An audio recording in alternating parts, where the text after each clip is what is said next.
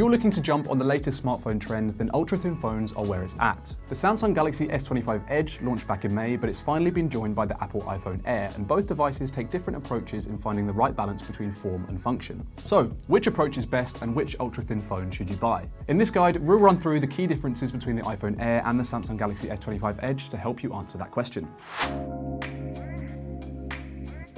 Both the Edge and the Air follow the same design formula in that they're a flagship product made as thin as possible.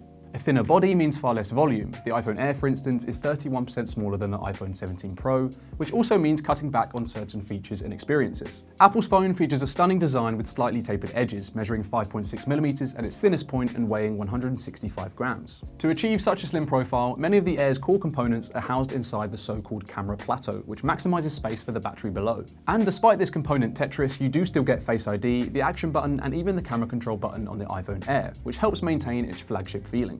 As for colours, you've got 4 options: sky blue, light gold, cloud white, and space black. We've got the light gold version here, which fits with the Air's weightless aesthetic, but you do lose out on the vibrancy of the cosmic orange iPhone 17 Pro. Then there's the Galaxy S25 Edge, which at 5.8mm is a touch thicker than the iPhone Air, but it's also a tiny bit lighter at 163 grams. In the hand, it's just as stunning as Apple's super slim phone, but Samsung has opted for a more industrial aesthetic that looks very similar to what we've been seeing in the Galaxy lineup for a few years now. Still, where the Edge loses out to the Air in visual uniqueness, it more than makes up for it in hardware. Samsung's phone has a 20% larger battery, a bigger screen, and 2 cameras rather than 1. And remember that this is also a lighter phone despite that extra 0.2mm thickness. As for durability, both the Air and Edge get an IP68 dust and water resistant rating, which is the standard for flagship phones in 2025. As mentioned, the iPhone Air has a slightly smaller screen than the S25 Edge, but its 6.5-inch panel does come with HDR10 support, Ceramic Shield 2 scratch and glare protection, and a peak brightness of 3000 nits. It's also worth saying that this isn't a small display by any means, and in fact, the Air is the second largest iPhone you can buy after the Pro Max. The S25 Edge's screen measures 6.7 inches, its bezels are marginally thinner, and it also features both HDR10 Plus support and Gorilla Glass Ceramic 2 protection. You will have to settle for a lower peak brightness of 2600 nits compared to the Air, and you don't get the Galaxy S25 Ultra's anti-glare coating. But this is still a sharp, vibrant display that performs well in bright sunlight, so this is really a question of size preference. Both of these phones have reduced camera capabilities compared to their flagship counterparts, and both boast different photography tricks over the other. The Galaxy S25 Edge features a 200-megapixel main camera, which is identical to the one in the Galaxy S25 Ultra, and crucially, the phone also comes with a second 12-megapixel ultra-wide lens. That 200-megapixel sensor captures great photos in various lighting conditions, and it also gives you a 2x optical zoom option. But seeing as this is a sensor crop rather than a true telephoto lens, the zoom results aren't anything to write home about. The iPhone Air manages similar photographic performance minus the Edge's 12-megapixel ultra-wide lens. Its 48-megapixel main fusion camera is identical to the one you'll find on the rest of the iPhone 17 lineup, and while again it offers 2x zoom by cropping the sensor, you'll need to go for a Pro model if you're used to the quality of a dedicated telephoto lens. The Air doesn't offer any fancy tricks to make up for its lack of an ultra-wide lens, but it does feature Apple's new 18-megapixel center stage selfie camera, which lets you record selfies in different aspect ratios without needing to rotate the phone. This basically means that selfies captured with the iPhone Air are considerably better than those taken with other phones, including the Galaxy S25 Edge. So in essence, the question of which phone is better for photography comes down to the type of photos you take most often.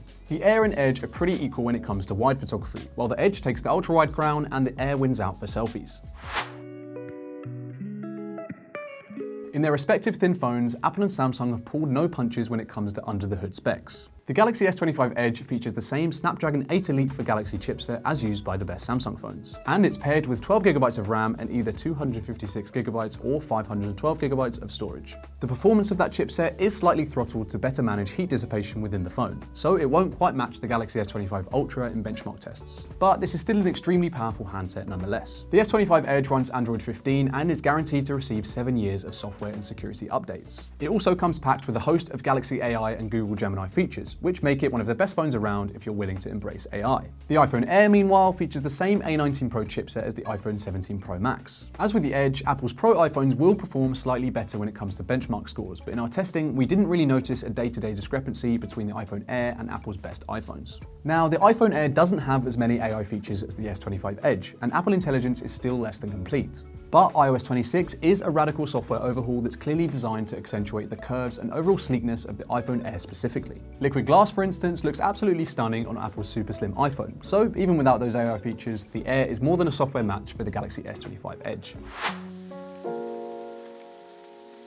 We've already talked about how both of these phones bring compromises in the camera department, and similar sacrifices have been made when it comes to their respective batteries. The Galaxy S25 Edge features a 3,900 mAh battery, which is 20% smaller than the one in the S25 Ultra and the S25 Plus. In testing, we managed to eke just under 13 hours of battery life out of this dinky cell, so you'll probably need to charge the Edge before the day is out. As for charging, the phone features 25-watt wired capabilities, which can charge it to around 55% in 30 minutes, as well as 15-watt wireless charging when used with a Qi-ready case. The iPhone Air makes things even smaller, as the widely accepted 3,149 mAh battery is almost 40% smaller than the one you'll find in the iPhone 17 Pro Max. In testing, we managed to get just over 10 hours of life out of the phone, which again covers the working day but not morning to night. It's worth saying that alongside the iPhone Air, Apple introduced a MagSafe battery pack designed specifically for this phone, and you'll get up to 60% more charge with this pack attached. Mind you, if you do that, you're then losing out on the key selling point of Apple's super slim handset, so this can't really be marked as a victory for the Air. So, which super slim phone should you choose? As we've discussed, Apple's iPhone Air has a more eye-catching design and a much better selfie camera, while the Edge gets that ultra-wide lens, a bigger screen, a slightly longer-lasting battery, and faster charging. Both devices boast powerful chipsets and great software, so this really comes down to which aesthetic and OS package you prefer. The S25 Edge gets some great AI features, but iOS 26 feels tailor-made for the Air in a way that, for us, makes it feel that little bit more special. Let us know which super slim device you prefer in the comments, and for the latest deals on the iPhone Air and the Galaxy S25 Edge, head to the description below.